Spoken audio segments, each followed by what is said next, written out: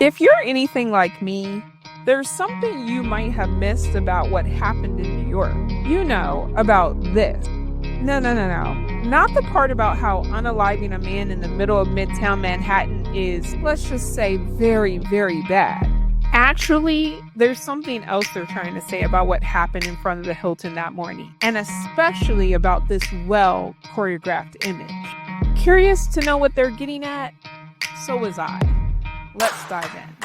See, there was something I missed when the news first broke. Right after they arrested Luigi, something was off. It was the timeline. Experts were saying they hadn't seen anything like it. So am I the only one who noticed how it didn't even take a week before our suspect was caught? They caught him on December the 4th, and by December the 9th, they had him in custody. And if that wasn't quick enough, it only took from December the 9th to December the 17th for him to be indicted on 11 state charges.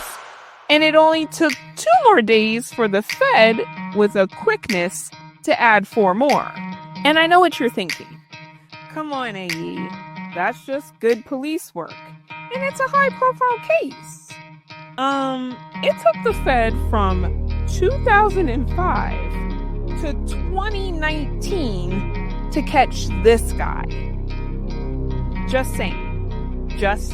They were so fast to lock someone up that not only were their lawyers on corporate news talking about how they've never seen a case go so quickly, but then after the prosecution indicted him, they forgot for a minute that they actually needed to build the case and asked the judge to slow things down. And on one hand, while I'm surprised at how quickly a suspect was caught and indicted, given how slowly they seem to move on other things, on the other hand, I'm not.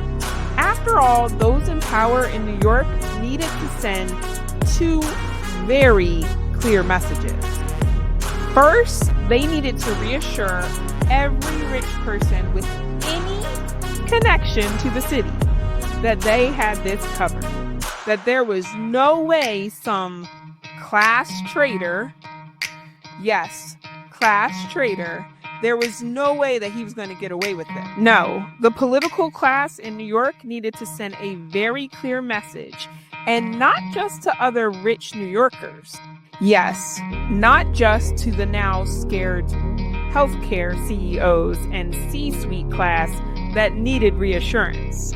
They had to take it a step farther and make sure that every person with mega money invested in New York felt safe again. The owners of those empty houses in the city owned by the rich around the world. The prime real estate investments that they visit once a year at best. Yeah, they needed them to know that it was going to be okay. They needed to make sure that a small minority of very powerful people knew that they had that shit under control. And this, my dear friends, is why we got this scene. And while they tried hard to convince us normies that they got a dangerous murderer off the streets, I'm not sure if anyone's buying it. But don't feel left out. The second message they're sending is for the rest of us. Those of you out there who are angry about insurance companies denying cancer treatments and asthma inhalers. Oh yeah, the most important message from those elected puppets was to the masses.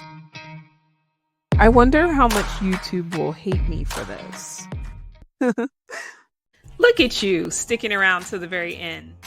I see you, and yeah, that's pretty awesome. I hate to ask for a favor, but YouTube isn't exactly rolling out the red carpet for this kind of content. So if you enjoy it, please hit that subscribe button, drop a like, or share it with a friend, or an enemy, either way. Also, I don't have like a tip jar or anything, but if you're able to help keep this channel going and support the journey, there are links in the description. And if you're not, no problem. A simple hi is always appreciated.